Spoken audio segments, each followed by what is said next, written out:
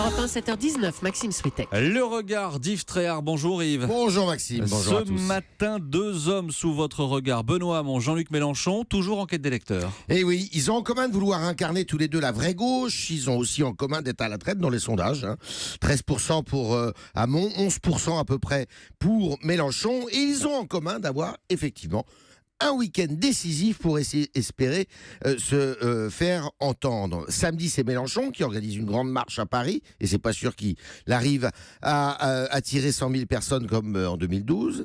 Et puis dimanche, c'est Hamon qui veut remplir la salle de Bercy, 12 000 spectateurs, et là, c'est pas fait non plus. En fait, Hamon et Mélenchon sont les frères ennemis d'une gauche divisée, malade et en mal d'électeurs. En s'entendant sur une candidature unique, ils auraient été beaucoup plus forts. Eh oui, bien sûr, mais mathématiquement c'est le cas, mais il est impossible qu'ils s'entendent, puisqu'ils sont en guerre l'un contre l'autre, et puis avec eux, 1 + 1, ça fait pas 2.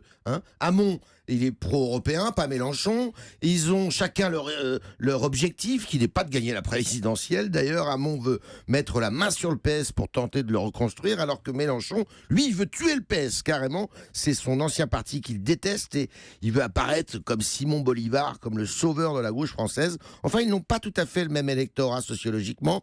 Les électeurs d'Hamon sont plutôt des jeunes diplômés précaires, un peu tendance nuit debout, alors que ceux de Mélenchon sont plus âgés, avec beaucoup de fonctionnaires de catégorie modeste. Que ce soit Benoît Hamon, Jean-Luc Mélenchon, ils n'ont, d'après vous, aucune chance d'être au second tour ? Aucune dans ces conditions-là, Maxime, d'autant qu'ils n'ont pas de réserve de voix. Les électeurs du centre-gauche devraient voter Macron, on le sait, et ils ont surtout perdu la gauche des classes populaires, qui, elle, est partie pour le Front National depuis quelques années. Hamon et Mélenchon sont un peu les morts-vivants de la vraie gauche. Le regard d'Yves Tréhard, merci Yves. Je voulais ajouter une petite chose.